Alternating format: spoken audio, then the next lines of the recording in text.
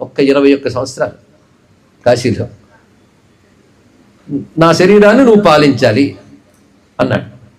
అయితే వెంటనే ఒక మాట అన్నాడు, అయితే మీకు ఆ కష్టం వద్దండి, నేను సంకల్ప బలం చేత మీ వ్యాధిని మీ అంధత్వాన్ని నేను తీసుకుంటాను, నన్ను అనుగ్రహించండి అన్నాడు. అలాంటి వాళ్ళు కొందరు ఉన్నారు. నారాయణ భట్టారక మహానుభావుడు తన గురువు గారి యొక్క పక్షవాత వ్యాధి తీసుకున్నట్ట. అలా నేను తీసుకుంటానన్నాడు. కానీ గురువు హెచ్చరించాడు. అందుకే ఎప్పుడైనా ఆవేశాలు వచ్చేసి మీ కష్టం మాకు వచ్చేస్తే చాలండి అని తొందరపడి అనకూడదు. తర్వాత ఎందుకు ఇచ్చారో బాబు అనుభవించలేకపోతాను మళ్ళీ తిట్టుకుంటాం.